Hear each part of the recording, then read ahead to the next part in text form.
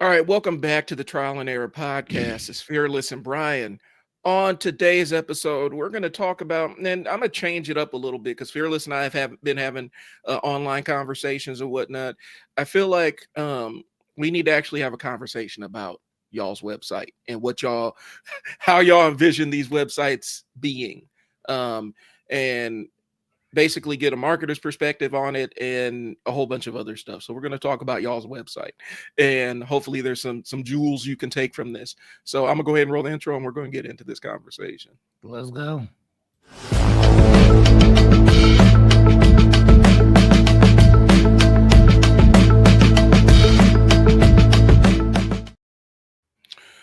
All right, first things first. My name is Brian. I own a marketing agency called I Sell Words, and my main product is Unstuck Sessions. This exists to help you get moving forward, wherever you're stuck in your business, whether it's a marketing issue or a systems issue. We sit down, we have a conversation, we figure out how to get you moving from point A to point B. One of the major services I'm pushing now is content repurposing and teaching the basics of creating your own content. Fearless is kind of my prototype client, and just this show existing shows that it works. So the idea is using your content to build the basis of what you want to do in your future, as opposed to building your content to try to go viral or be famous.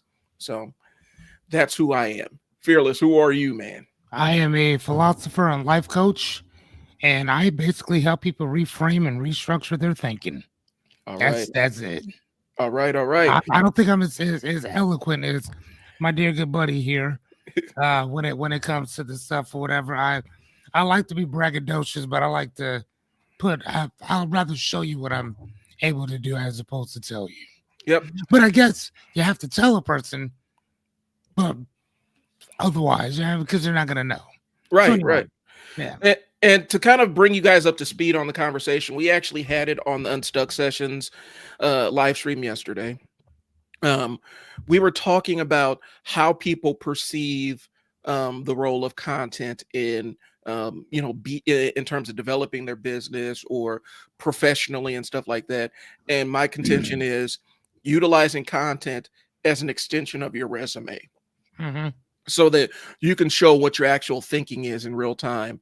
And one of the clients I work with, I'm helping distribute his podcast, and I do all the clipping and some of the editing on the backside of things. I write blog posts and things along those lines. And even though we have a super small audience, it's getting him job offers.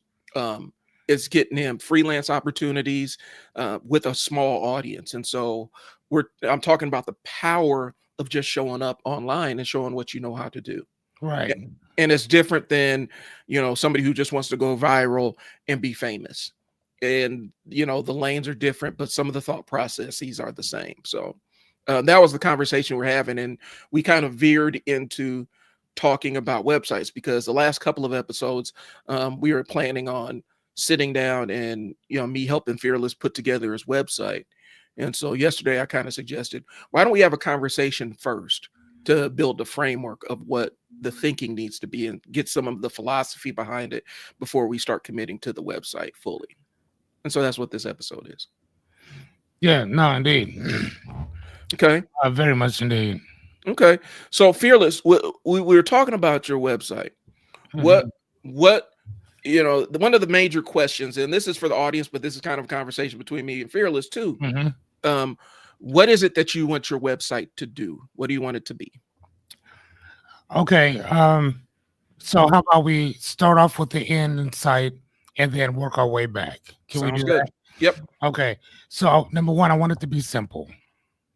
I don't want too much information, but if there is, I would like it to be categorically simple. Okay. So if you'd like to see the videos are there.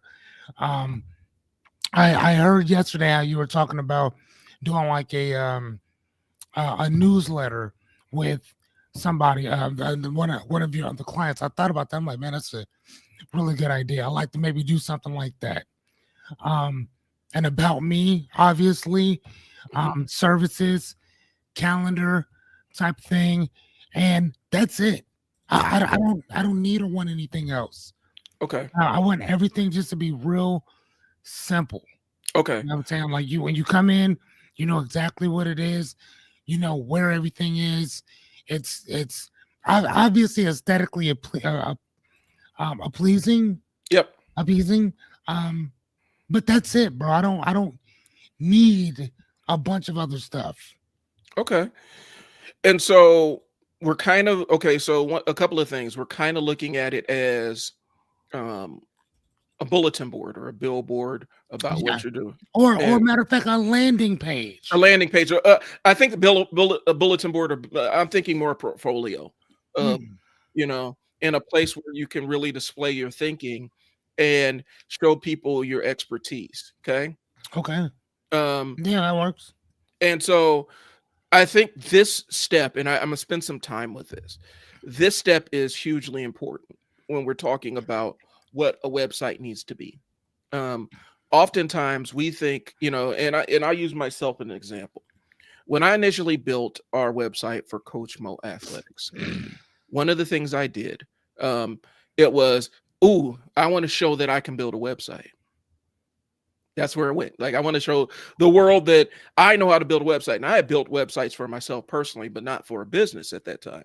Mhm, And so there was a big, huge factor of, hey, look at me. I built a website, and I smart, all that other stuff that goes into it. mhm. And so um one of the reframings I've had in subsequent years is when I go through the website, I realize how big of a convoluted mess it is. Um, to the point where I've built another website that is more aligned with actually doing business, because at the end of the day, that website is meant to showcase our services and allow people to partake in them, not showcase all my best ideas, not be the not to win awards for the most beautiful website and all that other stuff. And I think that is some of the thinking that needs to go into it, because a lot of times when business owners think about their website, they are focused on the aesthetics over the function of it. Now, if you are an artist, if you're showcasing photography or videography, the aesthetics matter a lot more. More times than not, the stuff with our website is kind of tied to our perception of self and a little bit of our own vanity. I know it was for me. I wanted to show how beautiful a website we could build and how amazing the website was. And I remember a conversation early on, my business partner, about it. And he's like, yeah, man, people love the website. They talk about how great it looks. I'm like, cool. And then I sat there, I'm thinking, so why aren't we converting? Mhm. And, Okay. and why, people love the website. If they love the website so much, why are they not clicking on the buttons and taking Oh, the actions? oh wow. And so, Now that's something totally different. yeah. And That so, brings, yeah, okay, I get that. I get you. I was really locked into the form over the function. And that was unfortunate for me, because I think I missed out on a lot of opportunities to maximize our profits, and maximize our sales. Because at the end of the day, if we're talking about the thing that determines, if we're talking about the thing that determines whether this website is good or not on our end, we're not selling videos, and we're not selling photography. We're not selling artwork. Sorry. We're not selling artwork. We are selling services. And the visuals go along with the services to help sell them. But at the end of the day, the idea is we need you to partake in our services. So the reason why Fearless and I are having this first conversation is figuring out what the website is for. And then I'm going to throw in some ideas in terms of how we can actually use the stuff that we are creating, the creative stuff we are creating, to enhance the website. Hmm. So that's why this conversation is important. A lot of times it starts and ends with, I need a website. And I actually did a podcast with a friend of mine who's a designer, and he even gets it where people want the website, they get the website, and they're like, okay, why aren't people showing up to my website? Okay. because having a website doesn't Mm. mean that it's not it doesn't mean anything. A lot of people have websites, but there's a whole other layer of stuff that happens underneath that to Okay, get people to come to your website. gotcha. So the idea is most websites are built backwards, and it's kind of costing you leads, Wow. Okay. sales, and opportunities. Um, the biggest myth is a website equals credibility. It doesn't. Okay. So say that one more time. The biggest myth regarding use websites is the website equals credibility, and it Mm. doesn't. Okay. Okay. You know, it doesn't mean that you're more credible than the other person. It just means that you have a place for your business online. You could accomplish the same thing with a landing page, which is basically a 1 or 2 page website that serves a single purpose. And what is that single purpose? Is the single purpose converting, or is it just making it simple to click and buy? I mean, we always hear about CTA, which is a call of action, Yep. right? And I mean, shit, we always we'll put the call here or call for a consultation or do this, blah blah blah, whatever. But again, when it's funny because when you ask me what do I want, I tell you which is a very doable, plausible thing. Yeah. And then as you're saying that, I'm like, oh damn, that's totally different than like you know what I'm saying? Like that's Yeah. like, oh shit. Like that's not the reason why that's not, I guess, what I want for I'm like so now I guess Well, with you saying that, if you ask me again, I would say, well, I want them to call. I want the conversion rate yeah. to go from looking at my stuff to being to them pre-qualifying themselves. Okay. So let's take a step back. I want to answer one of the questions you asked. Okay. You said, what is the purpose of the landing page? What does it need to be? The Okay. landing page needs to be whatever action you want them to take. So if you want them to sign up and subscribe to your channel, that could be the call to action. That's what the landing page is for. Okay. If you want them to book an appointment for a service, that's what the landing page is for. If you want them to buy a product, that's what the landing page is for. And so it's determining what action you want to take them, what action you want them to take on the landing page. And so I'm jumping a little bit ahead of what I had to say, but I realized about midstream, about 3 years after I designed that website for Coach Mo Athletics, that the best websites I've seen or experienced are organized like a series of landing pages.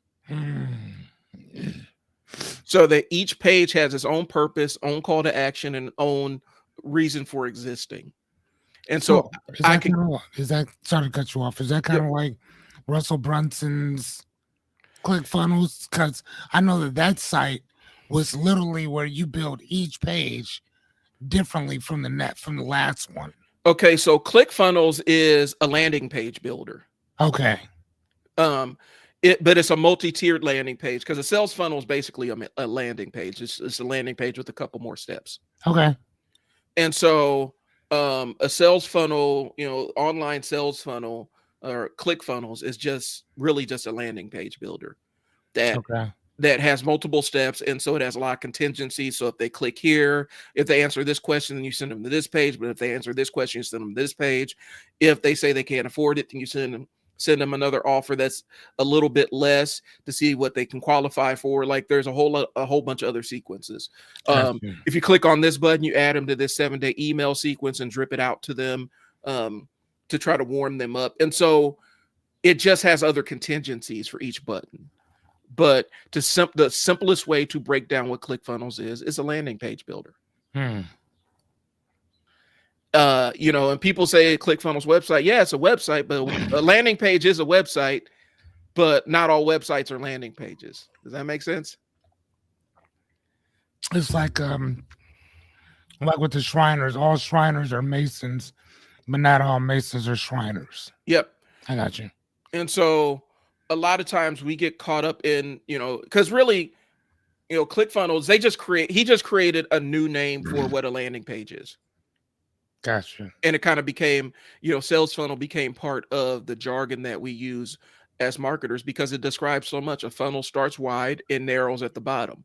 Mhm. We're starting wide with the client base, and we're using questions and contingencies and asks and offers to narrow them down to the people that are going to buy. Hmm. Okay. And so that's really what the process is. And so you don't have to have an elaborate sales funnel. In fact, until you start getting conversions, I would really strongly advise against complex sales funnels. Yeah, no, for sure. I mean, and again, I think that even matter of fact, when we started, you told me like, and I told you, I don't want to have to learn a bunch of stuff. Yeah. I just want to push and click, and I'm in. Now I can actually come into StreamYard and work whatever I need to because now I understand it a lot more.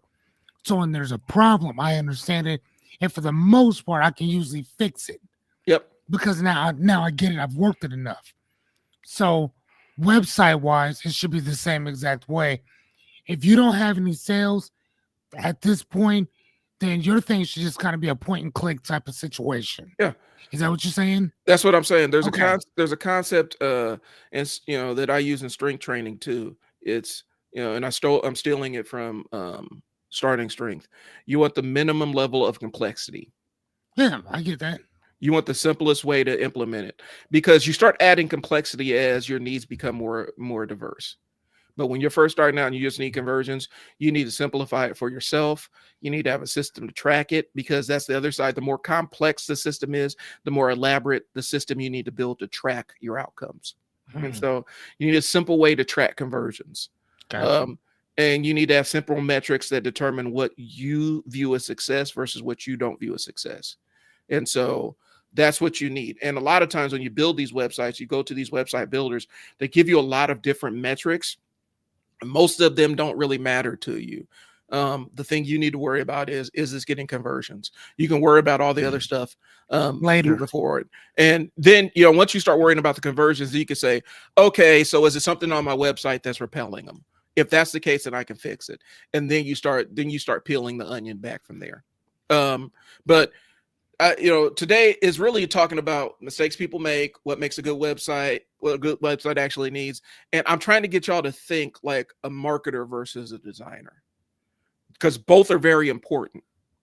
But for the sales side of things and the utility side of things is focusing on what a marketer thinks like. Because I'm be honest with you, one of the highest converting websites in the world is also one of the ugliest. Craigslist. Craigslist is one. Amazon is considered dated. It's considered ugly. It doesn't fit modern. Amazon. Yeah, it doesn't fit modern design conventions. I love their website. I know exactly where everything is. But that's what I'm saying. From the aesthetic standpoint of what modern design is, Amazon is ugly. Oh, okay. But from the consumer mind, it's perfect. And so some of the ugliest websites in the world are doing business Gotcha. because it's about function over the form. And I think a lot of times we focus too much on the form because it goes back to wanting to show up the right way. You know what I'm saying? Like we talk about is wanting to show up the right way. I got it. And so that's kind of where that is. Let me see something here. So, if it looks good and doesn't convert, it's kind of useless, especially when you're starting out. Once you have sales, you can start experimenting. Okay. There's multiple steps behind having the website, and I'm gonna give you a little bit of how I view it. I talked about having a series of landing pages. So when I'm promoting stuff for clients and I'm utilizing a web page that's already built, if they have a specific service, I ask specifically where that service is located on the website, and the link that I put into the social media post is directly to that service. I don't drop them on the front page of the website or anything. Because what do you mean? All right, so this is off script, but a lot of times when you have a website and you have a specific product or service you want people to buy, the most people, when they're like, hey, come check out my services at my website, what they do is they post the main page to their website and put it in a social media post and post it. Okay. What that does is it invites people to come to your website, look around, get confused, and leave. Because you aren't solving the problem immediately for them. And you're not being specific enough neither. Mm-mm. You're being vague and broad. Whereas what you taught me was you need to be very specific and point on. Yeah. So, and people need to be. Here's the thing, y'all. You got to be told exactly what to do. Mhm. Period. So if I tell you, hey, come to now, if I tell you to check out my website, that's one thing. But if I Mhm. tell you to book a session with me, that's I'm going to give you the link for that, and then you can click that link, which is not going to take you to my website. Yeah. It's going to take you directly to book Calendly. It's going to take you to book me, Mhm. whatever. It's going to take you directly to my calendar. Period. And that's what you want. You don't want a you don't want to just drop somebody, because that's almost like going to the grocery store with no list. That's bro. I just came from the grocery store, Yeah. and I was so happy that I actually took the list with me, because bro, otherwise you in there buying all kind of shit, Yeah. and they want you to buy a bunch of stuff. That's the reason why they put the milk and stuff all the way in the back, so you have to walk past all this stuff. They put the fruits and vegetables and all that stuff.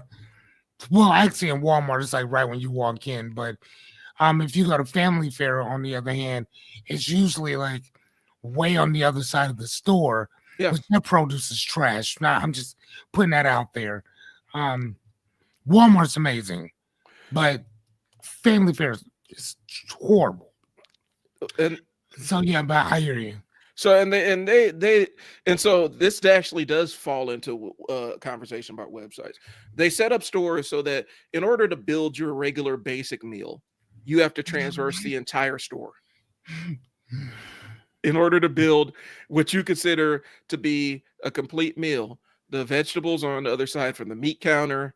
That you, part. you got to walk all the way. You got to walk back to get to the grains, like and the side dishes and the condiments. They That make part. it so that you have to travel as much distance in that store, because the more things you walk past, the more things you're likely to put into your cart. They Correct. also set it up so that, for kids stuff, things that little kids would buy or demand that their parents buy them, they put them eye level so that they're within easy reach for the kids too, so that it's easier to just put it in the cart than to have a temper tantrum on your hands. And so Mhm. it's designed with thought in mind. And so when we're talking about a website, we're designing it with thought in mind. Okay.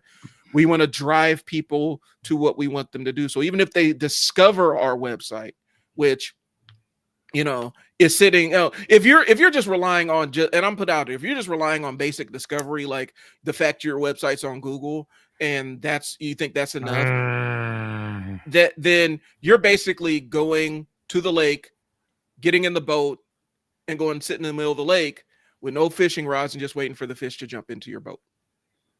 Oh wow. But that's why, and that goes into what I'm gonna be talking about here. You have to think about your website, like what's the journey that you want your client to have. And that's the thing I didn't do when I started building the Coach My Athletics. I'm like, oh, let's put all the cool stuff we're doing on here. And it's visually it looks great, but it's also very, very confusing because it's not directly to what I want them to do. So Can you show us? yeah, and I can show it, but I've also, you got to understand, I've edited that website with my new knowledge. And so Okay, perfect. So what? Oh yeah. I mean, so what? Show us. So I don't know about you guys, but I am more of a visual learner. I like to see what I'm being taught. So I'll share a screen with you to show you what I'm talking about here. Thank you. So, and I'll walk you through each thing. Okay. So this is the front page. I don't do anything. I don't really ever send people to this page.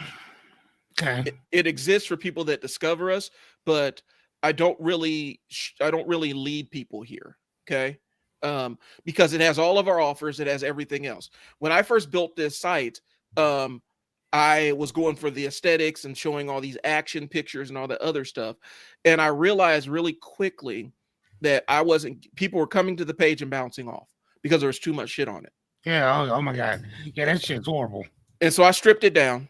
And I pulled a lot of stuff off here. And so this main page is really for the people that discover us on Google, for them to look, see what services we have, check to see if we are valid in terms of our sponsors, and then hear the offers. And I didn't even put these offers above fold because I don't really expect people to land on this page that often. Okay.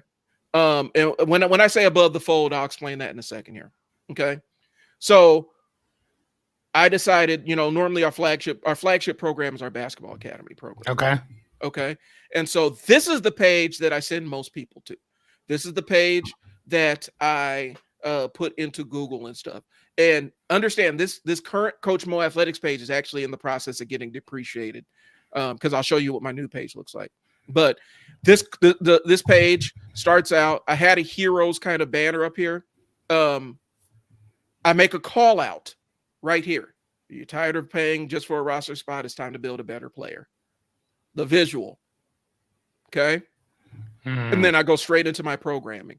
Part of the reason why I'm getting rid of this website is this is Squarespace, and I like Squarespace for a lot of things. I don't like it for sales because you see this entire banner here.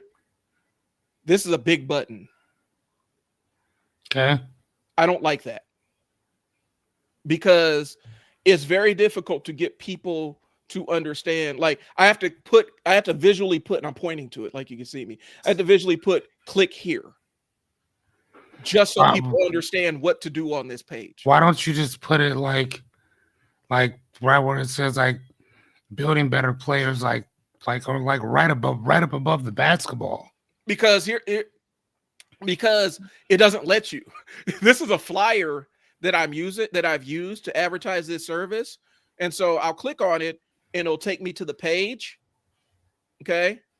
And then you could subscribe here. I need the button to just be Basketball Academy, subscribe, and have the details. Yeah, that's the thing. Like you can't put that like right up underneath it, or there's no straight. It won't let you. Because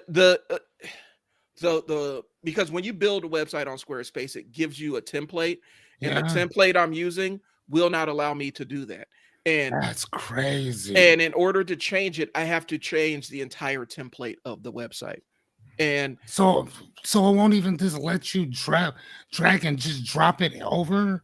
It will, but on this page, it won't.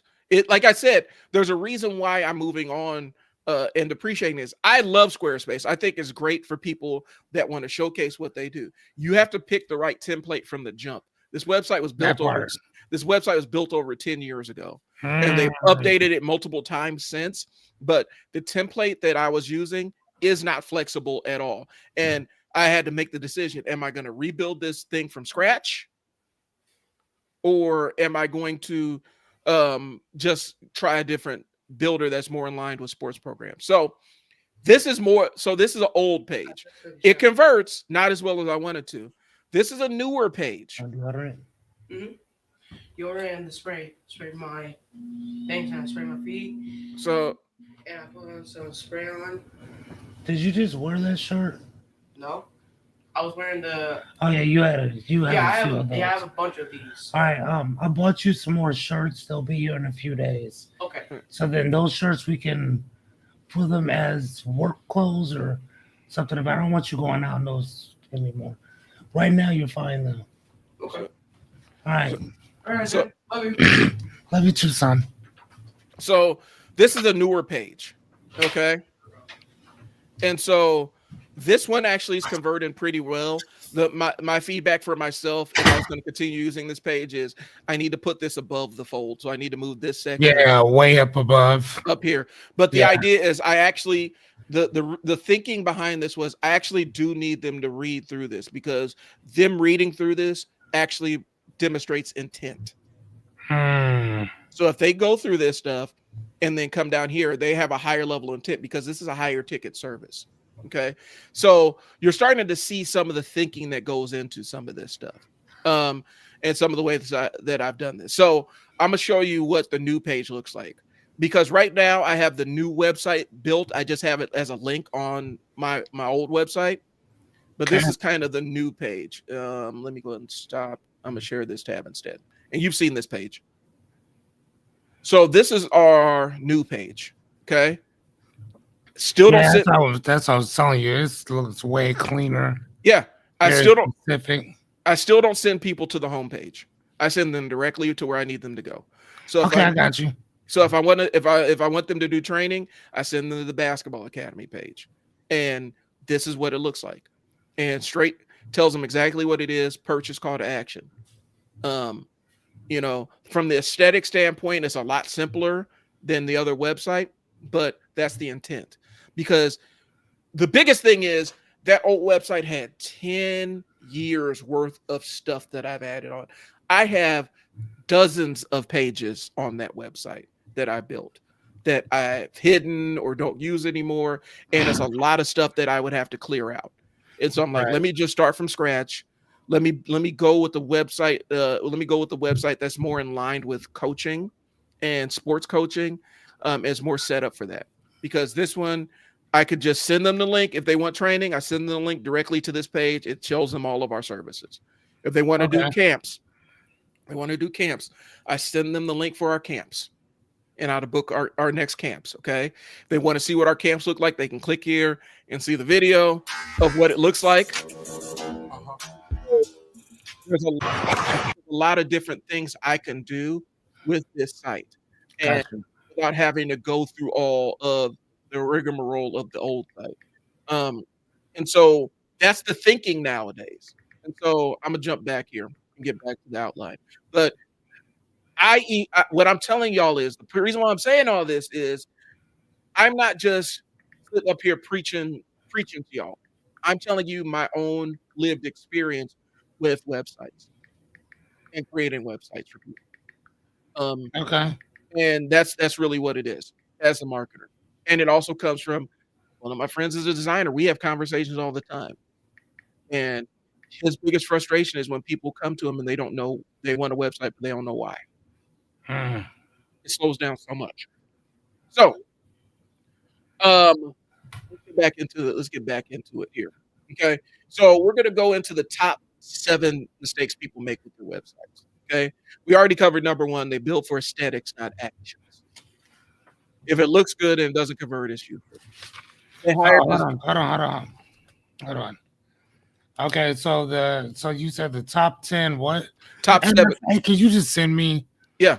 thing? Yeah, because this will be some information I need to kind of see myself, and I you know me, I love to read.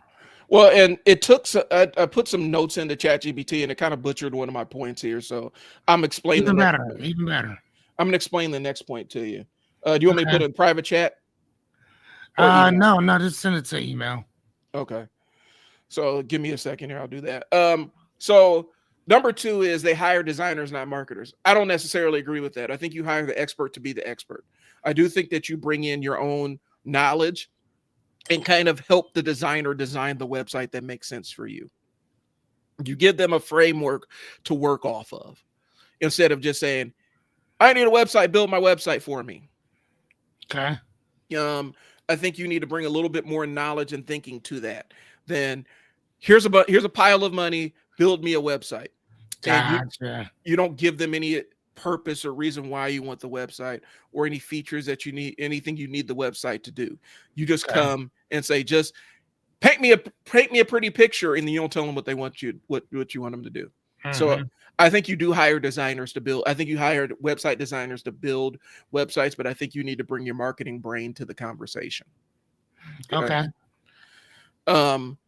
They skip the strategy and jump straight to building, because that's what I did with the CMA website. I didn't think about strategy or click-through rates or the user journey outside of, hey, look, isn't this a pretty website? I didn't think about it like that.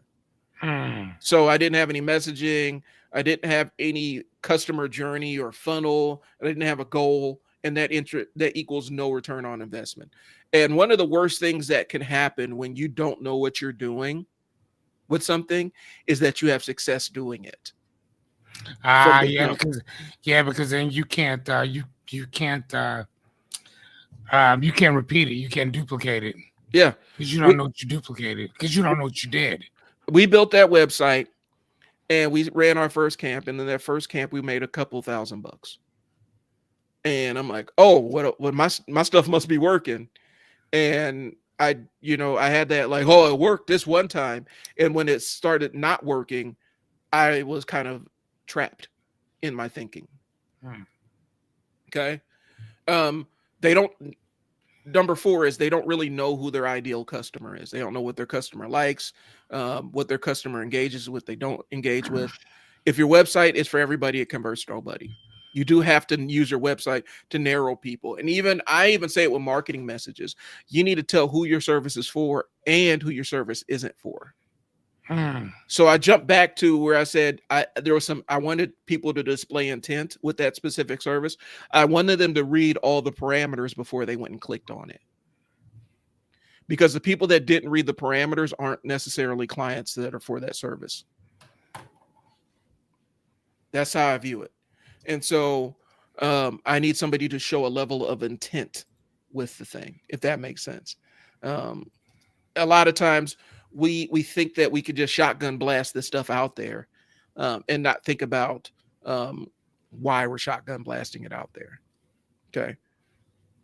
Number 5 is they overload it with features and pages. That's the thing with the CMA website. I put every podcast on there. I put all the video on there. I put every picture I've taken on there, and that would be great for a gallery page. That's not necessarily great for a website. I don't need to put everything.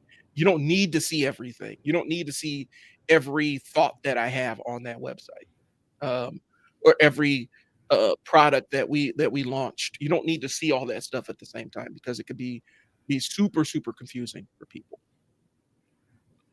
Okay. Number 6, no CTA above the fold. Okay. What that means is no call to action before, like the fold is where the screen ends and you have to scroll. Okay. It comes from newspapers because newspapers Yeah. be folded. So if you had a headline that you wanted somebody to read, you put it above the fold so they see it. Yeah. And so no clear call to action before the fold. The call to action is what you want them to do. Okay. Did you send me the? I'm working on it now. Oh, okay. But when we're doing call to actions, you want to keep those jokers as simple as possible. Okay. You want to tell them to do one action for every page that you have. It's really, really, really tempting to have this bouquet of options and have all your services there. You really want one action per call to action. If you want them to subscribe, you tell them to subscribe. If you want them to like stuff, you tell them to like. If you want them to share, you tell them to share. But don't do all 3 at the same time, because when you're presented with 3 options, people typically pick none of them. Really? Yeah. So what about with what? So then what? So then you don't want options. You just want a choice. Yeah. Either this one or this one. Yep. And So either premium or platinum or regular or premium. there's a different pricing strategy that comes involved, because if you're talking about 3 different tiers of a thing, people normally pick the middle tier. Gotcha. But if we're talking about 3 different actions they need to take before they get to the tiers, gotcha. you need to give them one thing. Nothing. It's one thing to do. Yep. So if I were to say, come to my stuff or whatever, and I have 3 things or whatever like that, I'm telling you, pick a time or whatever that we get together, and then that's the one thing. Yeah. I'm not gonna tell you pick a time, pick a service, and then fill out. I'm not telling you all that shit. I'm just telling you, go pick a time that you want to talk. Yeah. You start there. From there, then I'll tell you, I'll send you the link to watch these videos, or knowing me, you probably have already watched something of my stuff, right? Yeah. And then now there I can have 3 things. I can have the $2,000 a month. I can have the $5,000 to $15,000. Yep. right? Yep. And then I'm good. Yep. And the All right, idea that works. and the Like idea once you get them to click on the button, then you can tell the instructions of what they need to do to get into your service. gotcha. But you want to keep that as simple as possible, because the thing is, if people don't follow if people don't follow simple instructions, they won't follow complex instructions. Fuck no. And so, but yeah, and so the clear CTA, tell them exactly what you need them to do. Exactly what you want them. And I'm gonna throw this rule in here, and I have to emphasize it. Fearless, if I talked about it in marketing stuff before, but I have to drive this point home. Most people comprehend, no matter what their education level is. The majority of people, when they're looking at sales stuff or non-technical things or things they don't need to commit to memory, or just stuff they're looking at passively, most people comprehend at about a 5th or 6th grade reading level.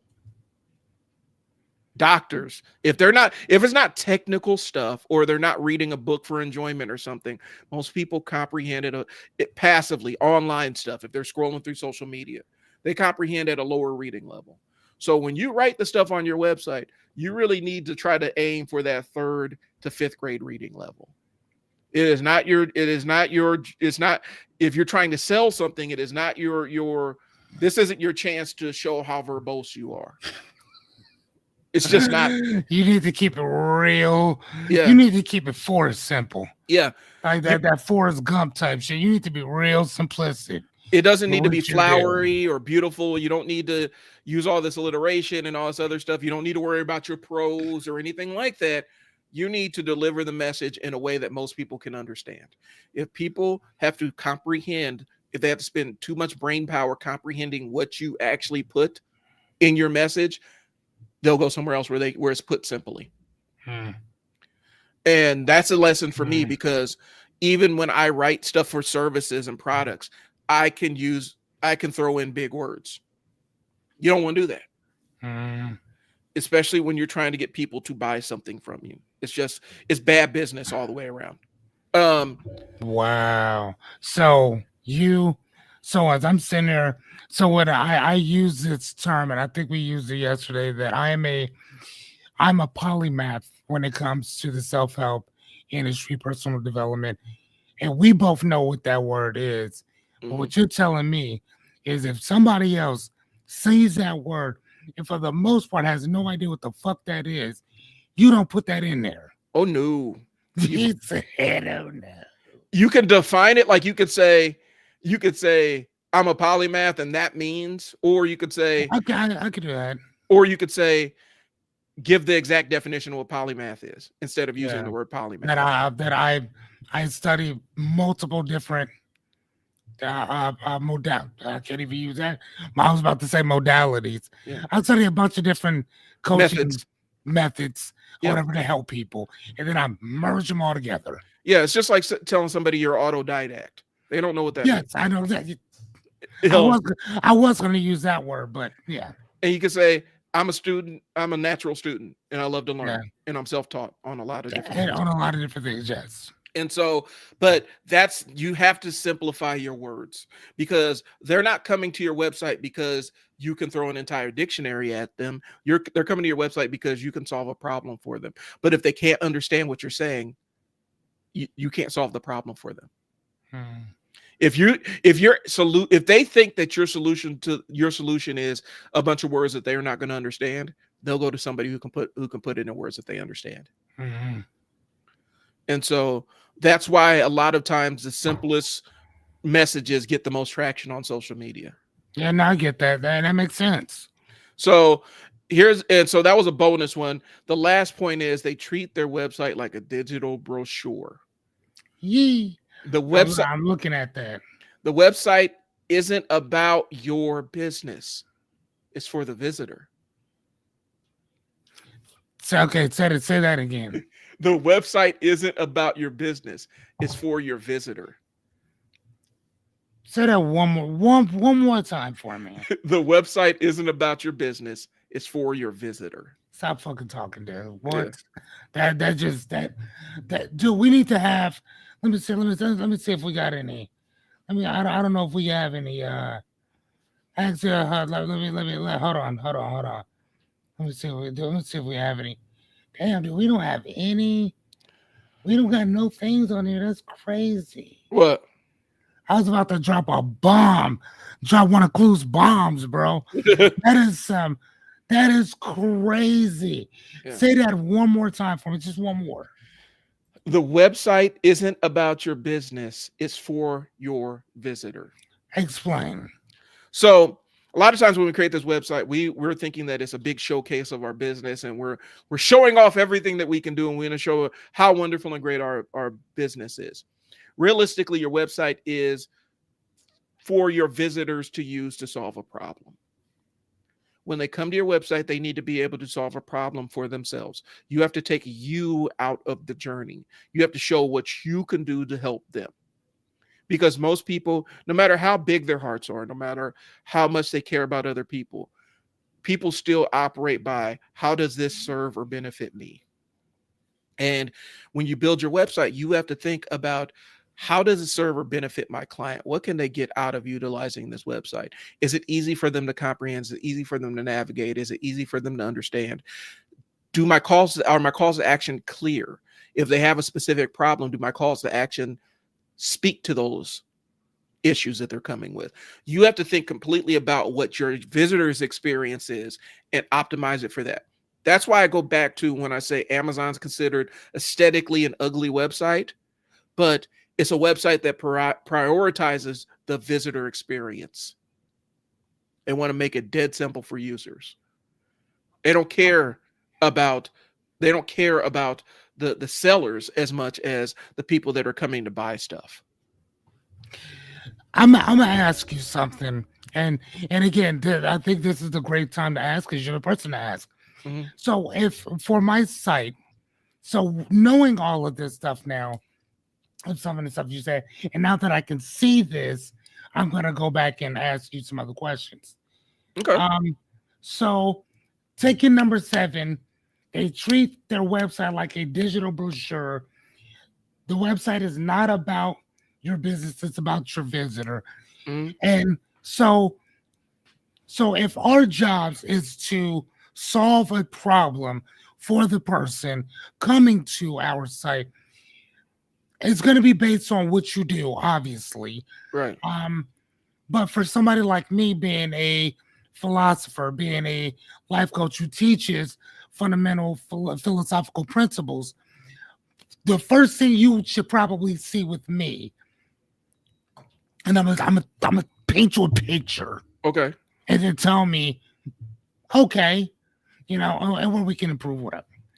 First thing you see is, whether it's a text that says stop. Mm-hmm. Breathe. Let's find some calmness. Call me. Mm-hmm. That's it. Yeah. That's it. So the objective is this is kind of what I do. I help people reframe. I help people I help people reframe their perspective of life in general.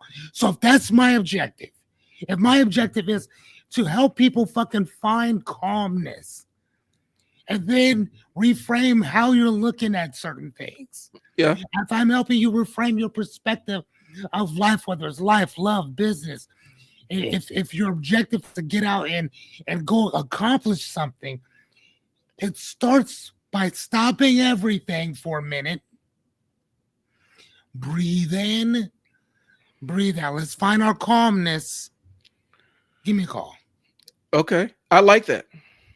Well, what do you think? Because you are the marketing expert, kind sir, or whatever. But what do you think? So what I would say is this. I would say that is you're providing value immediately. That's what I'm trying to do. Yeah. Based on what you just said there, that's what I'm trying to do. I'm like, no. Okay. I don't want it to do all this shit. I don't want it to be. I want to give you fucking value before we even talk to each other. Yeah.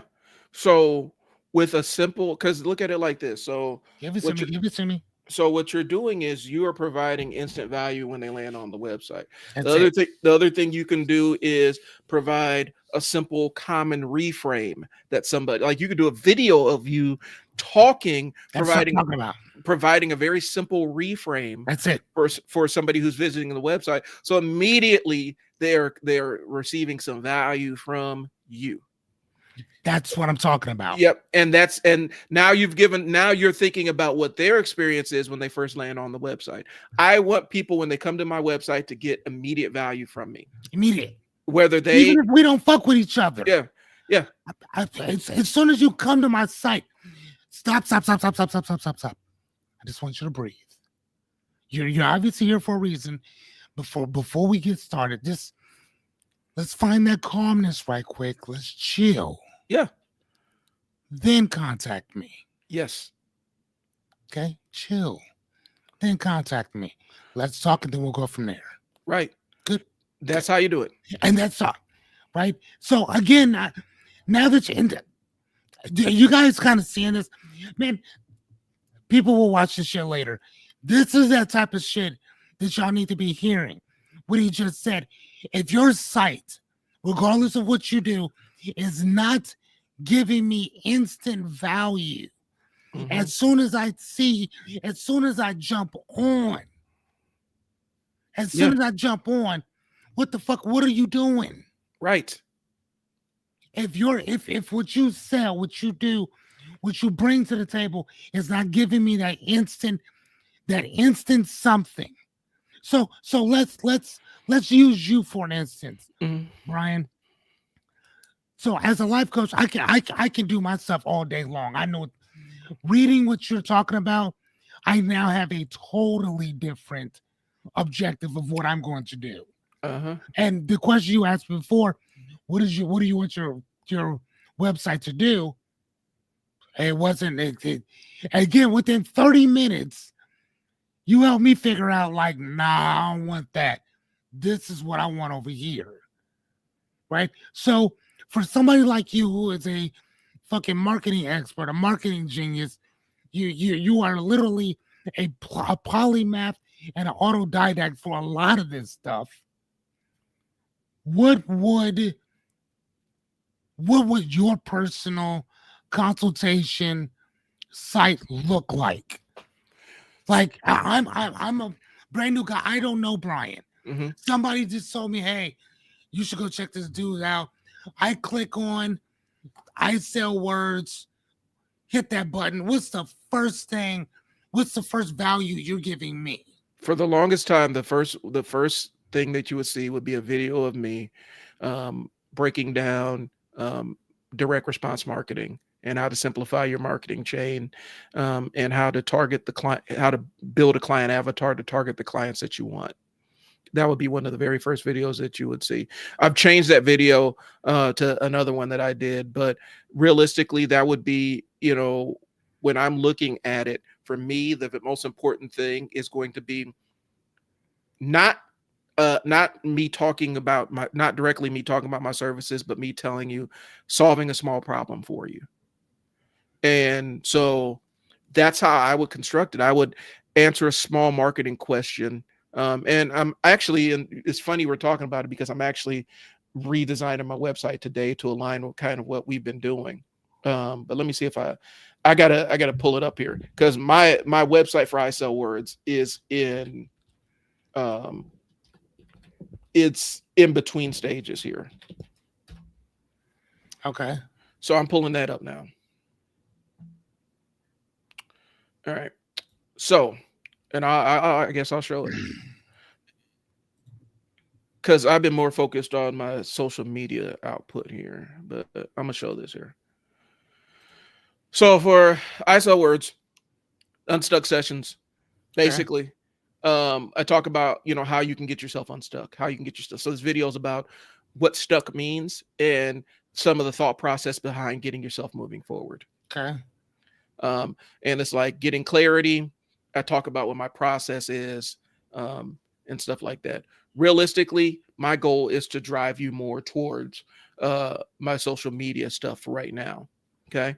But marketing strategy versus for the Unstuck Sessions, We have I lay out all the tiers and everything, but then I kind of explain, you know, the different kind of thought processes that go behind the different services I offer. And like I said, a lot of these services are getting revamped because a lot of this was designed when my wife was working with me full time, and so I don't have the bandwidth to do a lot of this other stuff. But when I'm part of my sketch for my new website, when I overhaul this completely, is I have a video I shot yesterday. In fact, the video I shot yesterday is supposed to be my entry level video, basically explaining why you should be using content as to augment your resume, and some thought process behind use of creating social media content to display your expertise. And how that can enhance enhance your career even with a very small audience. Okay. So that's what the website overhaul is going to look like. I already shot the video. I just got to edit it today, and that's going to go up on here. But to your point, I've always focused on, like, one time the lead video on I Sell Words was the Life Force 8, and you know, the different core drives that drive people's decision making, you know, for business owners. Like, I put instructional videos on my website to lead off with. Does that make sense? Like, it's the same thing I'm telling you. I do it myself. I'm trying to give you value immediately as soon as you land on my site. Yeah, as soon as you land. And I think what happens is oftentimes we don't necessarily think about the people that are coming to us with their problems. And so I'd rather solve a problem immediately. I work with people all the time with no expectation of getting paid. I just want to solve their problems and help them out. And the money comes afterwards. That's how I venture through the world. It's hurt me in some cases, but other times it's opened up a lot of doors for me. Okay. So with even down to my website, I'd rather share some value on the front end. Okay, so if we go back to the top thing that you talked about before, and we use, do you mind if I pull this up? Go for it. Because I actually, give me 1 second. Let me. Okay. Okay, that's what I'm gonna do. I'm gonna break them down. Because again, this is what I do on my show. Everything that we do is, well, as you know. Everything I do is what's the word? It's based on God, my brain just went blank. I'm so sorry. That's fine. Everything that I do on my show is based on learning, teaching, exposing, not necessarily in a negative way. Yep. It's making sure that people understand what we're doing and why we're doing it. So I'm gonna go on here right quick. So this is what Brian kind of came up with, and I'm going to do hold on.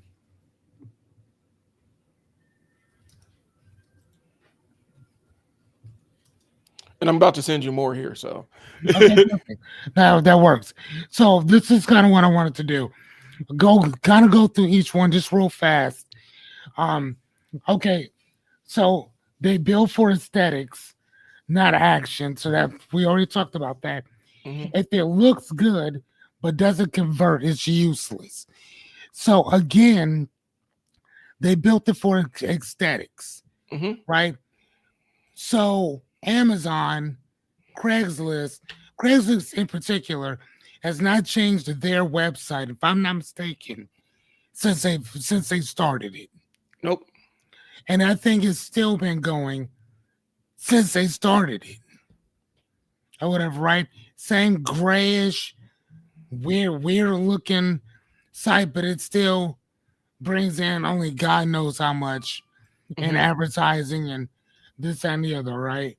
Right. So obviously that there goes to show you that it doesn't matter what for the most part it looks like, as long as it's doing exactly, as long as it's converting, who gives a shit what it looks like? Exactly. It's almost kind of like with videos. A person, I think it was you, who told me on multiple occasions, your camera, it does matter for the most part, but people are more concerned with if they can hear you or not. Right. If they can hear you and your quality is amazing, but the video segment isn't always the best, then they'll still rock with you. But if your quality, your video is amazing, if people can barely hear you, they're off somewhere else. Yep. They're off somewhere else.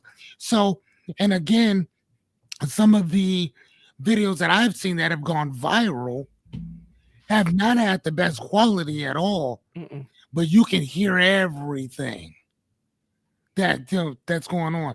So if we were to take that same idea, like you said, and we were to consistently keep using this for the aspect of the person that you're providing the service for, or the person that you're selling your product or your service or your experience for, then you should always your website should always be converting.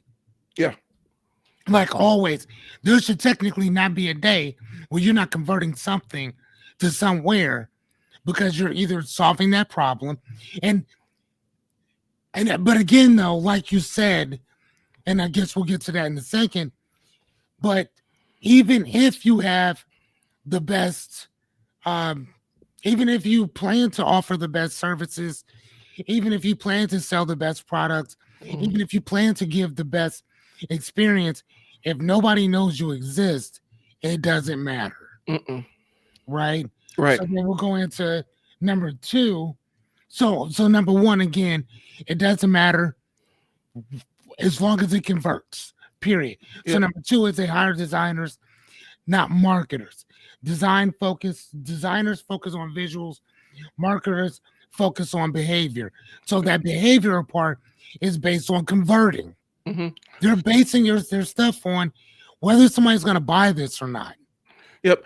And the addendum I want to add to that is that took an idea and kind of butchered it, because I entered some notes in there. I would Okay. say Here, they hold don't- on. I'll pull up. Go ahead and say what you need to say. so it's not because you hire experts to do expert work, right? But people hire designers and never give them really clear instructions about what the purpose of the website is for, and just expect them to magically just figure it out along the way. That's not how it works. You need to actually give them some context. Like, you need to actually give your designer some context about how you want to use this website, and not just, create me a website. You see what I'm saying? And I think a lot of people do that to designers, and then they're not happy with the website they got because the instructions were trash. Right. They didn't. Yeah. So they didn't tell them. So the addendum I'm adding to it is, I still believe in hiring designers to design websites, but I think you need to actually come in with, you can't just show up with your brain off, and you can't shut your brain off and expect that they're going to do the thinking for you. You need to tell them what the website is. You don't really have a blueprint. You don't have an idea of what you're doing when you hire the marketer. You don't know why you've hired or you don't know why you've hired the designer. You just know that you want a website. Okay. So, Okay. So start with the conversion and go, okay, define the user journey, awareness, interest, desire, action. mhm. Reverse engineer the content from the sales pitch. Think offer first, not homepage first. Yeah, we're going through the next part of my. Oh, I'm sorry, dude. I'm sorry. That's okay. We Go can ahead. start powering through it. Because Well, I wanted to power through so I can ask a bunch of questions that's cool. That's cool. along the way. I'll add mine in. So go ahead. Okay, so use high converting structure, above the fold, which you already talked about, social proof outcomes. Is that testimonials? Yep. Testimonials, people telling you, you showing your work, showing Okay. videos of you working, you showing the outcomes of working with you and stuff like that. Okay. Objection handling, perfect. Final CTA, which is call to action. Mhm. And then mobile first thinking, 70% plus, which means it might be 72, 73, 78, Mhm. plus traffic equals your mobile shit. So what he's saying is that Most people are not on their computers; they're on their phones. Yep. And your website has to be optimized for mobile. It needs to be more mobile, very mobile friendly. Actually, it's probably be mobile friendly first, Yeah. and then computer friendly on the back end. And most website builders and most designers understand the concept. Yeah. Is if you don't have a designer that makes your website friendly for mobile, it ain't gonna work. Okay. Excuse me. So yeah, like you said, if it doesn't work on the mobile, then it's not gonna work because most people are not going to mess with your shit if they can't see it on their phone. Yep. And that's, I mean, I'm on my computer all day, every day. Mm-hmm. I have to be. I teach for a living, so I teach, coach, train, all that good stuff. So I'm on my phone consistently. So, but that's all. That's also another thing that I do is I'll go through my phone to see, like, can you guys see this? Can y'all see that? So I'll have to go in and most of my slides, I may have to adjust it so people can see it a little bit better. Because when I built it on my computer. I didn't build it on my phone. You know what I'm saying? So I totally understand what you're saying. Okay, so again, so everything that this is right here, so this segment right here is book the call, sell the product, capture email, pick one. So what do you mean by that? You need to pick on that. When we're talking about a goal for that page, what do you want them to do? Do you want them to book a call with you? Are you trying to sell them a product? Or are you trying to capture their email? Gotcha. Pick one. Don't try to do all three on the same page. Okay, so I wouldn't say not on the same page with under the same call to action. I should say. Okay, so when you come to my website, mm-hmm. on my page, whatever, first thing I'm telling you, stop. Breathe with me for a minute. Yep. Right. Let's find some calmness. Okay, breathe with me. Okay. Now contact me. Right. Right. And so that can be, and now when would I put? Because for that, my contact would be my calendar page, right? Book a session, book some time, whatever. That would be that. So when would I ask for their email? Because I don't want to do it at that point. You know what I'm saying? I want to do it with this over here. Or when you submit the thing, I'll already have it then.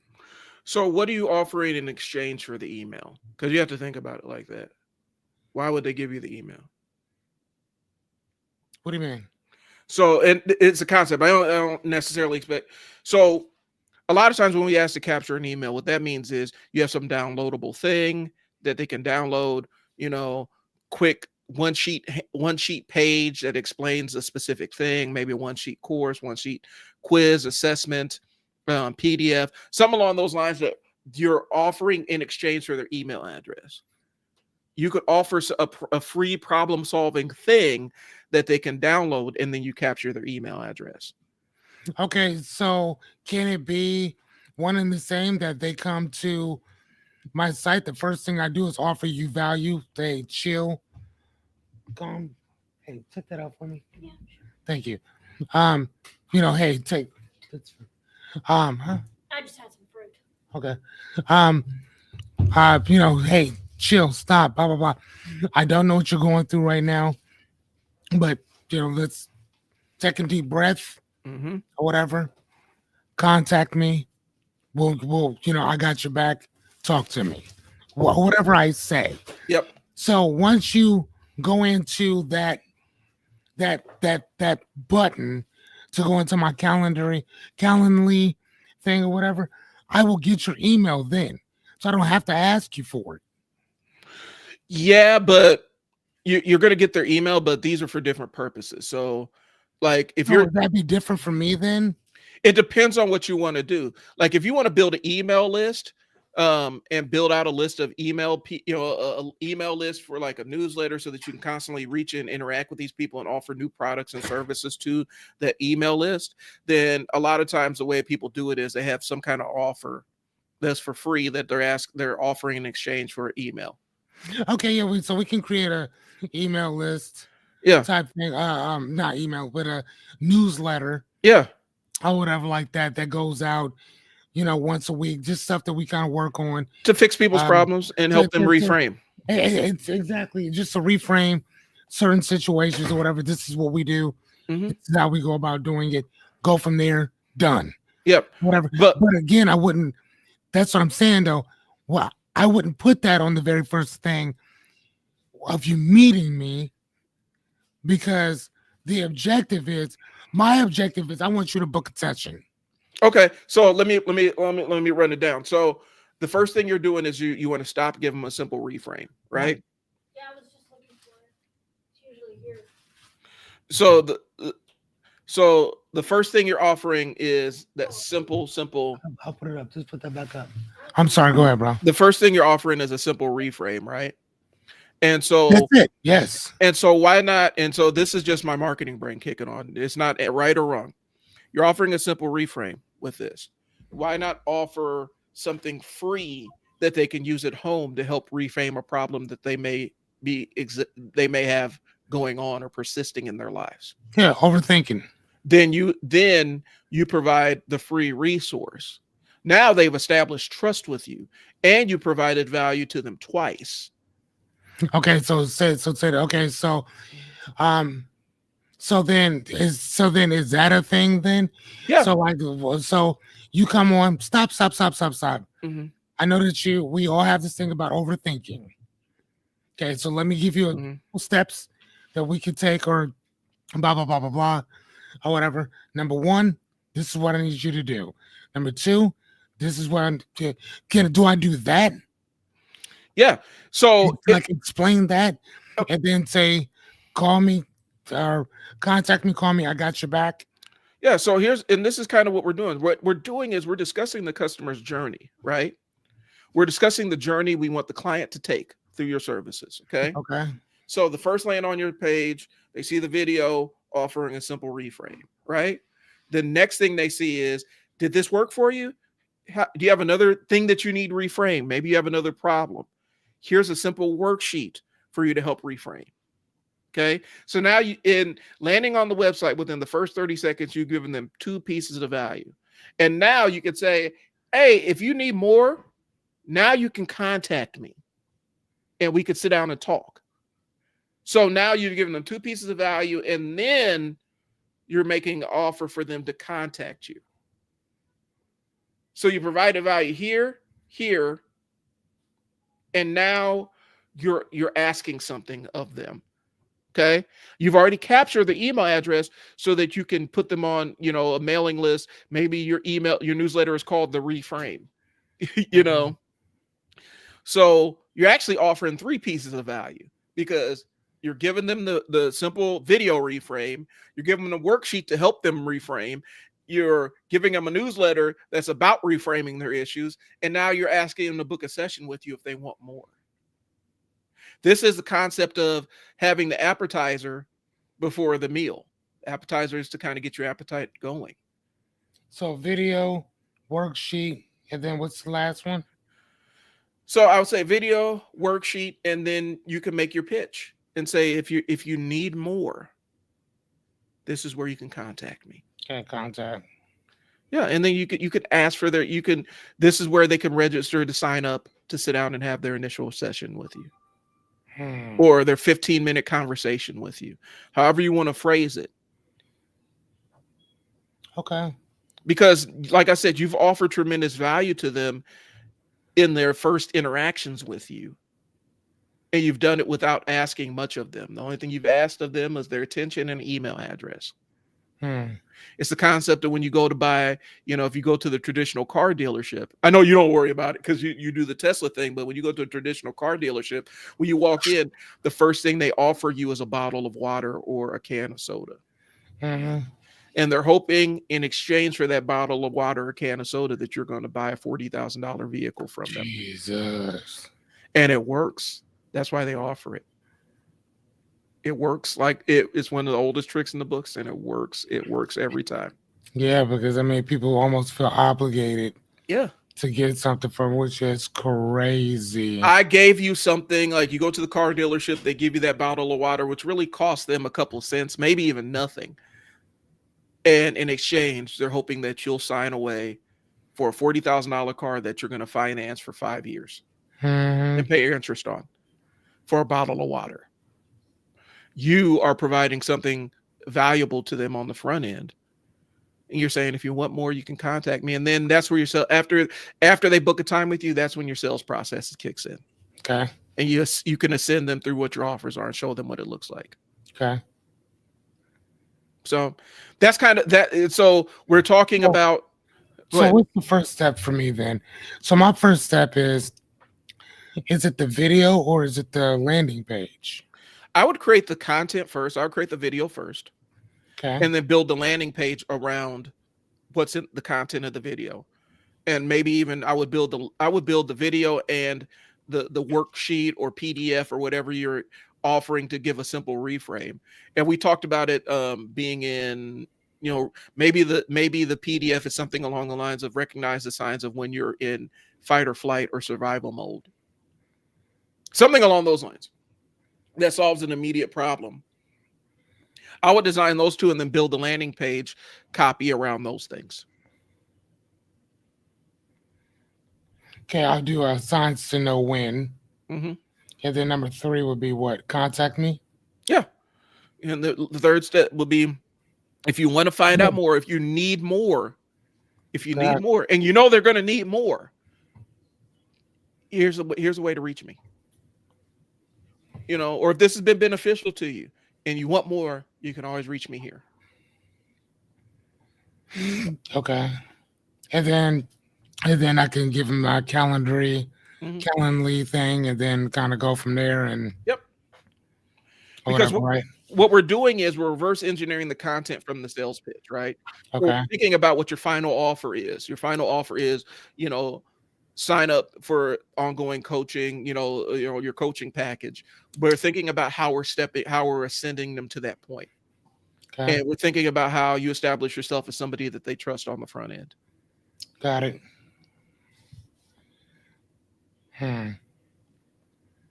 Okay. So we have, hold on.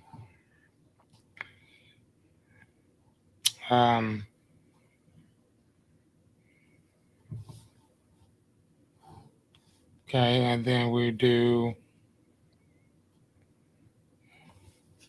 Okay. All right, perfect. Okay, got it. And so now we're on to the high converting structure. Now we're going to play around a little bit with this because we've changing some aspects of this. Okay. So above the headline, above the fold is your headline, subheadline, CTA. I would absolutely, this is Fearless. This is what I would do. When you make your video, extract the text or get a transcript of the video, plug it into ChatGPT.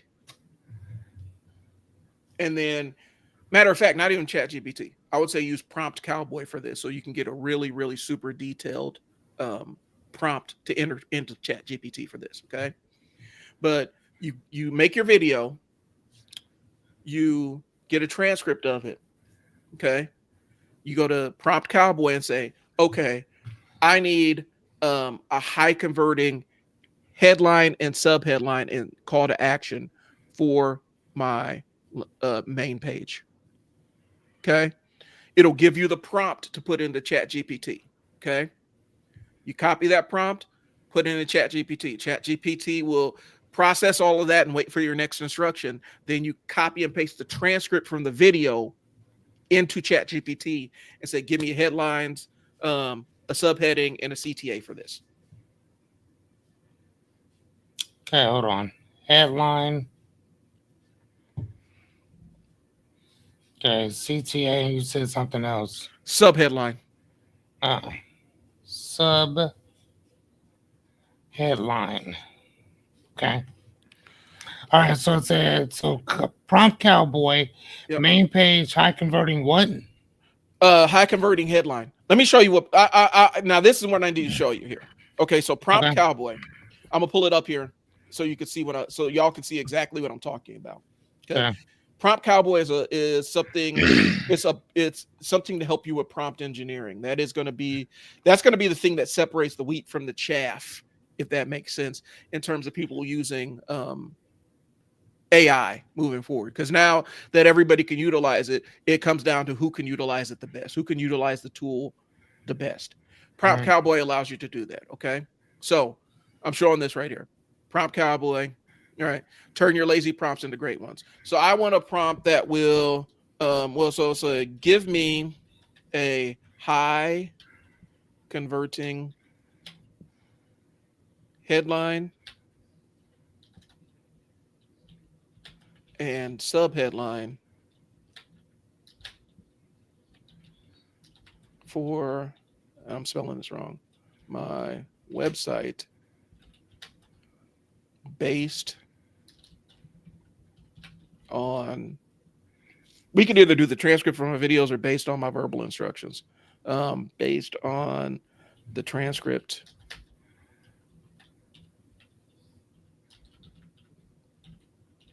from my video. And I'm gonna show you what it's about to do, because this will change. This is kind of a game changer.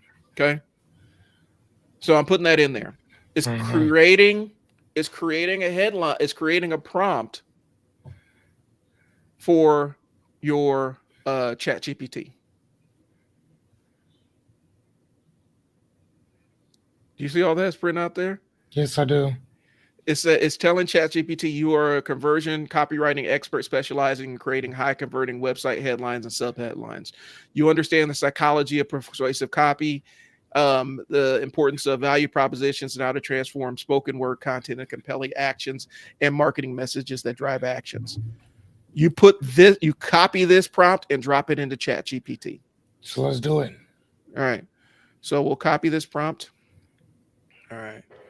And drop it into ChatGPT. Oh, what's your video about? What's your target market? Do you have any existing? Damn. So let me switch into my ChatGPT. Got it. So we drop that entire prompt cowboy thing in there. Okay. And we're gonna let ChatGPT kind of process and add it to its working memory. Got it.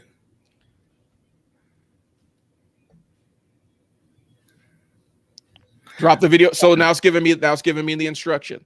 Drop the video transcript and paste it in here. So let me go find a video transcript I can drop in here. I'm gonna open up my Opus Pro here. That's the fastest way to do it. We'll pull up an old video that we did. Okay. So I'm using an old video that me and Fearless did. Exposure doesn't pay, the truth business owners need to know. Okay. That's a snippet from a video. Okay. So I'm pasting the transcript from that video. Okay. There's a strong anchor headline.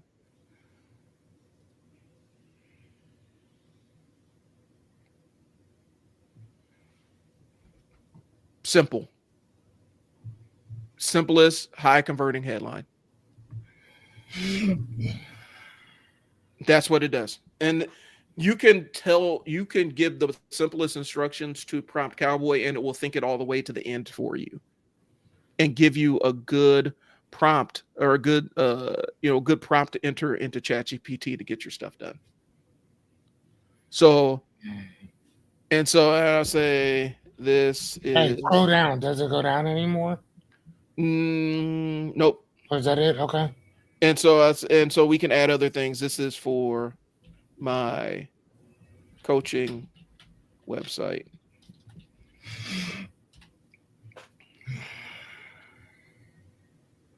And now we can start whittling it down. So now it's taking that funnel approach. Yeah, it's taking the prompt and fine tuning it to our specific needs. This is how I use ChatGPT, y'all. It's an extension. Yeah, me too. It's an extension of my brain, but it doesn't replace my brain. Correct. So the thing is, and the tip I'm throwing in there, Fearless, is use Prompt Cowboy when you are trying to do like for website stuff. Create your prompts there. So if you need, I got you. Create your prompts there and then copy them into ChatGPT. Got you. Because then you're basically doing, I'm gonna stop sharing here. What you're doing is you're setting the stage for ChatGPT to think like a copywriting expert. So what is? Okay. Go ahead. What's up? So now I'm about to go into Prompt Cowboy. Like, that's crazy. Oh yeah, it's an amazing little tool. I've been utilizing it for when I have a prompt that I can't fully think out, or it has multi-steps. I always go to Prompt Cowboy and enter it in there, and it gives me a whole breakdown to basically what personality, because basically what it does is it tells what personality ChatGPT to adopt. Okay. So, okay. All right. So where are we here? And we're going to power through the rest of this so we can get to. So we talk about. Let me jump back up because I'm far afield. Okay. So we talked about the user journey. We talked about reverse engineering the content from your sales pitch. We talked about the high converting structure above the fold, which is headline, subheadline, call to action. Then you put your social proof in, outcomes, and offer. Your social proof can actually be you solving a problem directly for the audience. So we're already meeting that. Does that make sense, Fearless? Okay, say that one more time, sir. Your social proof can be you solving a problem for your audience in real time. Okay. And that's what we're doing by offering a video of a simple reframe, and then a worksheet that reframes some stuff. We've offered social proof twice. You showed that that you can help them out twice. Correct. Yes. Okay. And so now we're into the social proof. We're talking about the potential outcomes that they can enjoy. Once you experience these reframes, maybe you have a little bit more clarity to make this big decision. And then we install our offer there. Or if you want more, this is where you can contact me. Okay. You could put, if you want to put a FAQ, which is objection handling, this is where you put a FAQ, frequently asked questions. Okay. And you want to get into the consumer's mind. What questions would they ask to prevent them from getting into services with you? Oh, shit. Hold on.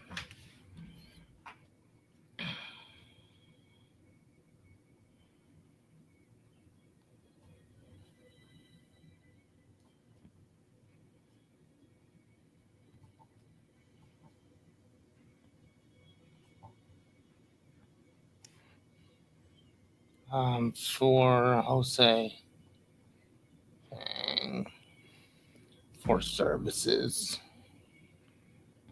Okay. And I'm question.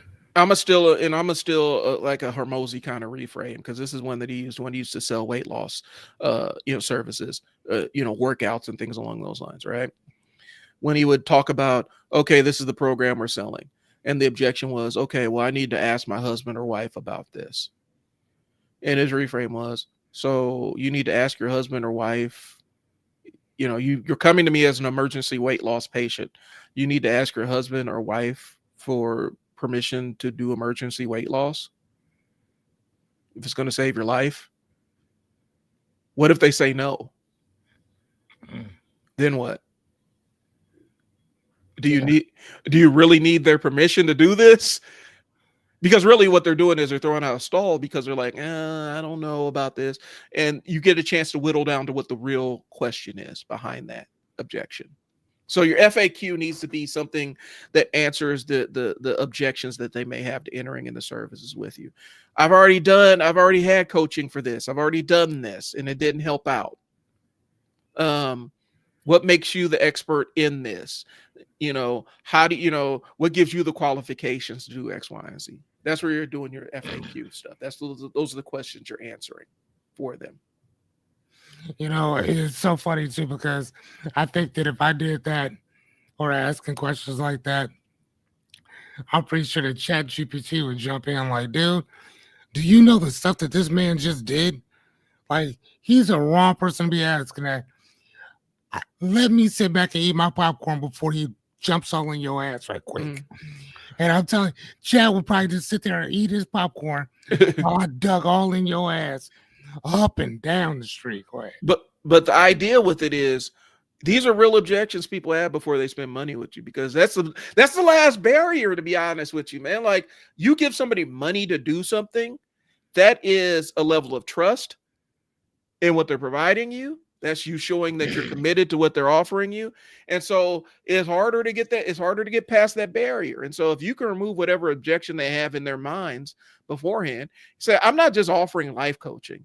I'm not offering life coaching from a privileged seat. I'm offering life coaching to somebody that was homeless, that learned that had to get it out the dirt. I had to do this myself. I'm teaching you the skills that I use to survive, and then turn that thrive into a survive. That's what my reputation is.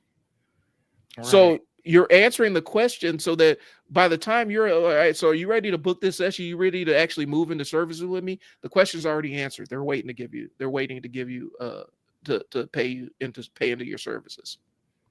So for me, it's not even about paying for services or committing to your services. It's committing to. I don't give a fuck. I mean, the money will always be there. I don't really worry about that. It's making sure that the person that I'm working with is worth my fucking time. Yeah. Because this is time away from my reading. This is time away from my kid. You're not paying me for my service. You're paying me for from me being away from what I find most important in life. Yep. Like that. That's because the rest of the stuff, if I'm making money doing other stuff, I'm not gonna beg you for shit.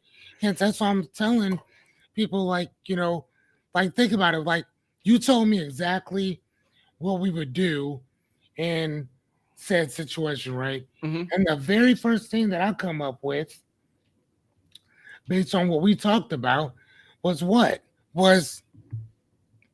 okay, I want to tell you what to do before we even get to talking.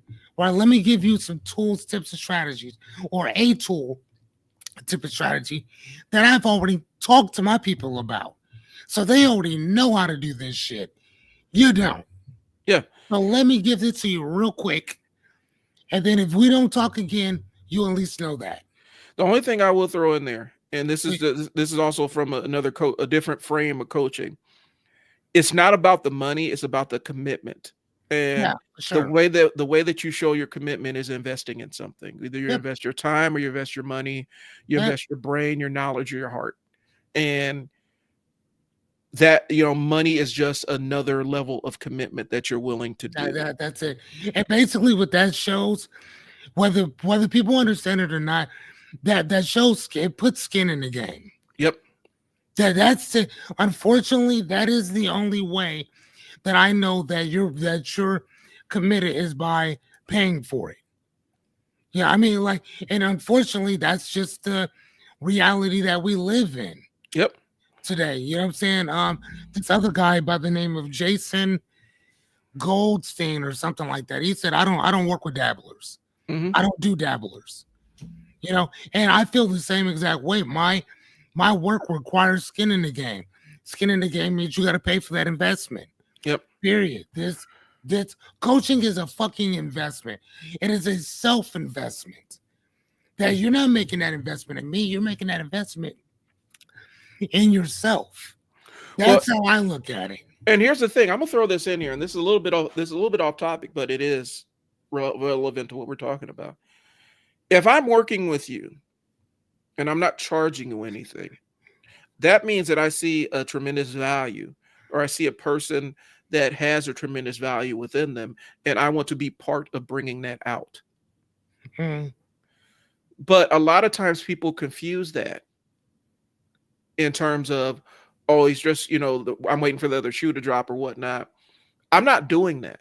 If I decide to take you on as a pro bono client, that means that I see tremendous value in what you're doing. and I want to help you get to that value piece of it. And I think a lot of times when I make offers, say, well, because I tell people all the time, man, book a meeting with me, sit down and come talk to me. I want to help you. They think, well, I have to have money to do that. No, sit down and talk to me. If there's services that actually require me to put money, that require investment, we'll talk about it. But I will help you without expectation of the money up front. If I make that offer to come book a free, sit down, I'll if I say I'll consult with you for free, that's a valuable offer. The people, it's kind of a barometer on how I kind of evaluate where people are in terms of the journey of a business owner or marketer. If you jump at that opportunity and say, absolutely, man, 100%, I'm gonna lock in, then that shows, okay, I'm willing to take that help. But if it's hemming and hawing, I have to ask you multiple times, you're not ready. Because when somebody who normally charges offers to do something for free because they see that value in you, that means that's probably a signal to you like, okay, I need to take them up on this offer. Just like we talked about when you hire an expert, you do exactly what the expert tells you to do to get the outcome that you want. Yeah. And so when I offer it, if I offer it and say, hey, come on, man, I'll consult with you for free.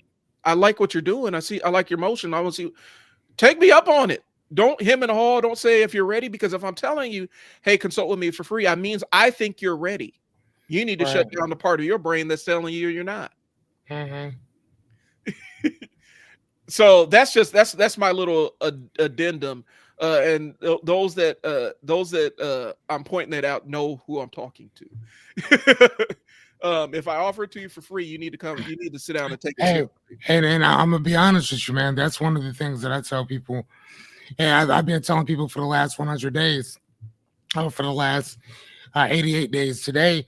Dude, once these 100 days are done, I'm charging for everything. Yeah, everything. There are no pro bonos, and if I do, it'd probably be like once a month or some shit like that or whatever. But I'm telling you now, this is what we're doing. It's kind of like a first come, first serve. But now you have me all to yourself, and I get a couple people or whatever, but not nowhere near as much as that. But like I said, dude, I'm charging for everything. Yeah. And again, I mean, look at the money I've actually had to turn away because I told people no, I'm right now I'm doing it for free. Mm-hmm. So just so when I do start charging, I don't hear none of y'all talking and complaining about shit. Well, and you just be honest with you, Fearless and I are sitting there talking through this website thing. This is $1,000 worth of game. This is $2,000 worth of game that we're running down. We're almost an hour and 15 minutes, hour 30 minutes into this. We've been giving you a lot of value in this time. This is something we could be charging for, y'all. All you have to do is tune in and you get it for free. I'm telling you how to build your website and how to step to a designer, because that's the next piece we're going to go into.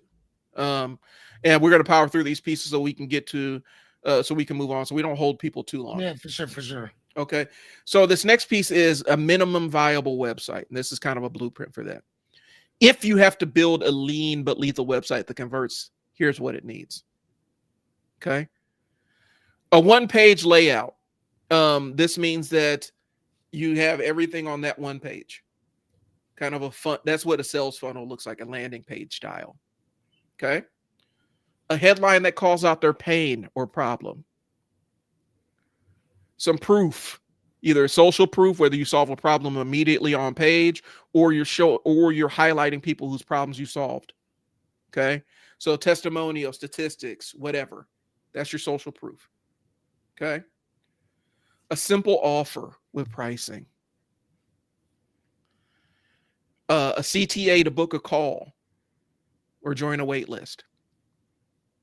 Okay. A contact and trust section. That means website, social media, like other social media links, phone number, all that stuff for them to contact you. Okay. And if you're interested, I wouldn't, this is kind of a step that might be a bonus. But if you want to add analytics, you can hook up Google Analytics and stuff to it. I wouldn't, that's a whole nother conversation that needs to happen, because there's a couple of steps that go into adding analytics. Plus, the only analytic you need to worry about when you're starting out is, are people paying me for this? Or is this converting for it? Am I getting the action out of this? Like, are they signing up for the mailing list? Are they booking a call? Are they buying the product? Those are the analytics you need to worry about at the beginning. So that's the minimum viable website.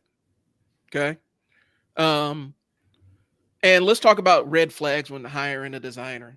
And here's the thing. My friends are designers. I don't want y'all, this is not dumping on designers. And I don't like how ChatGPT kind of butchered my notes on this one, but I'm going to talk around it. Okay. And these red flags are more for the client side than the designer. Okay. So if you only want to talk about colors and logos and not your target audience or goals, you ain't ready to sit down and talk with the designer. Okay. So say that again.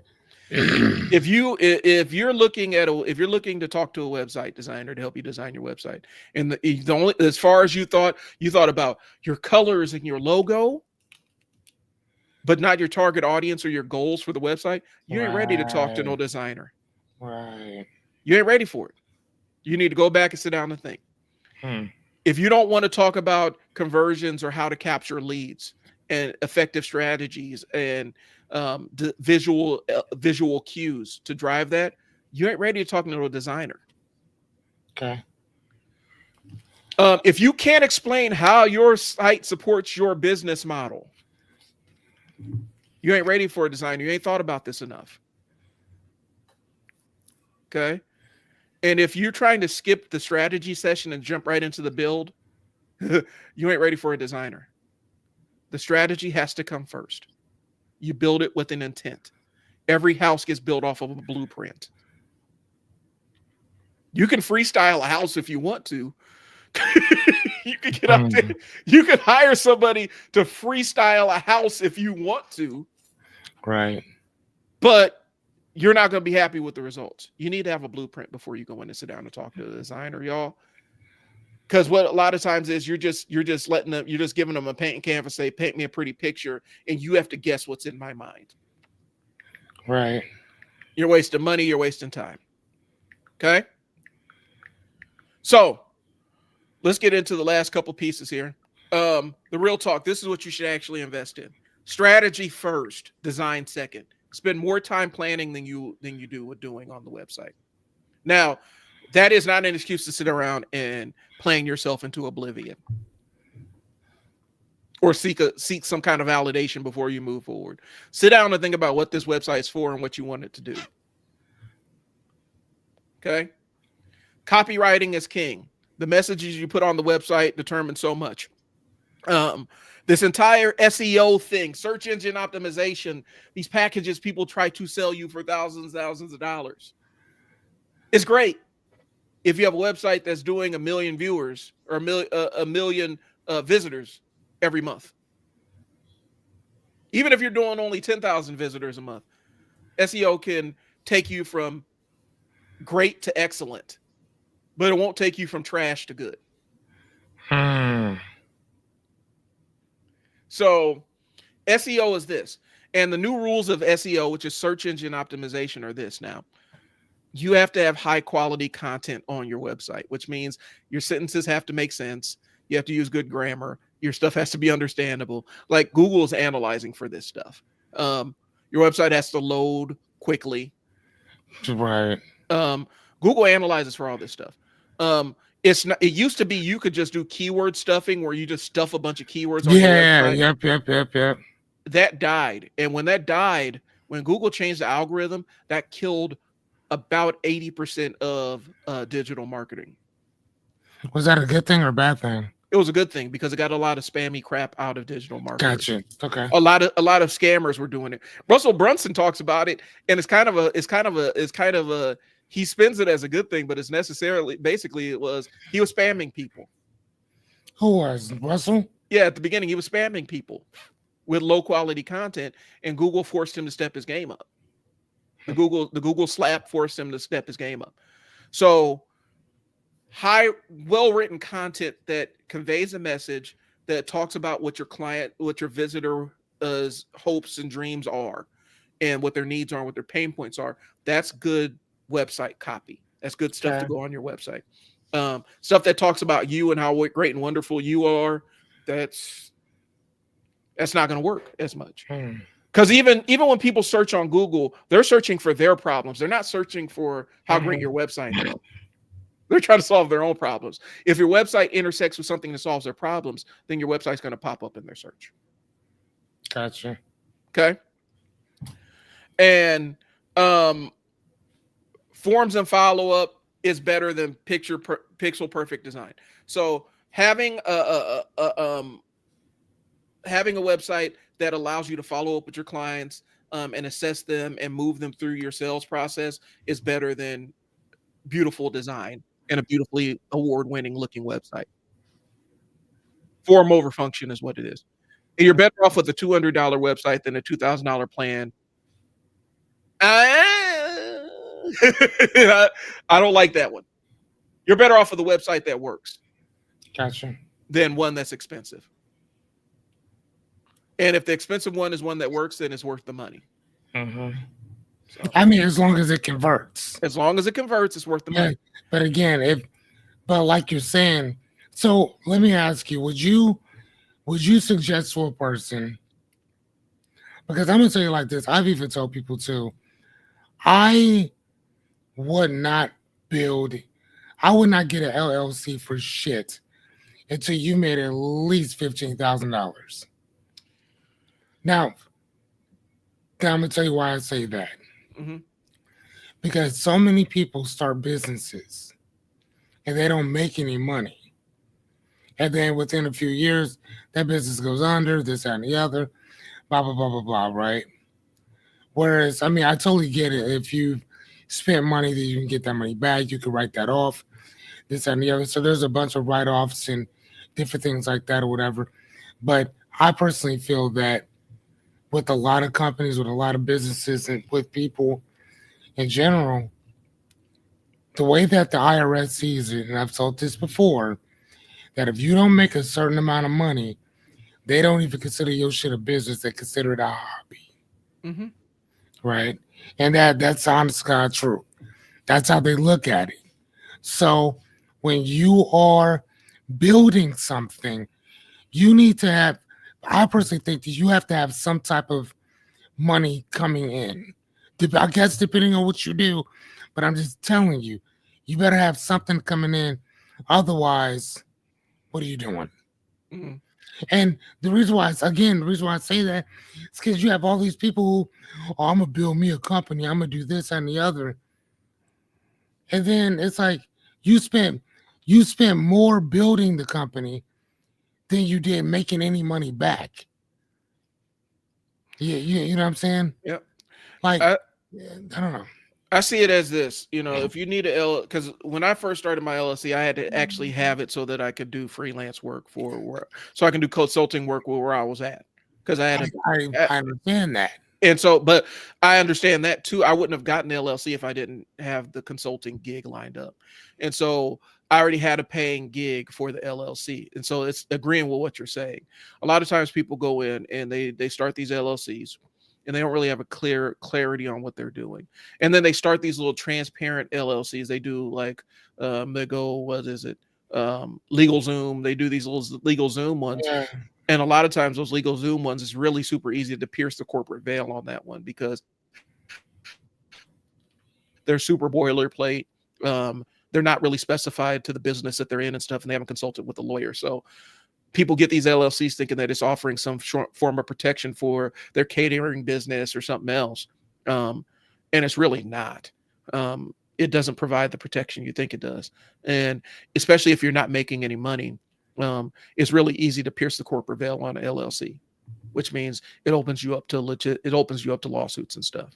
Okay. And so don't go in there without a plan. Now, once you have a plan of how you're going to make money and what you're actually going to do, then you can go and do the LLC thing.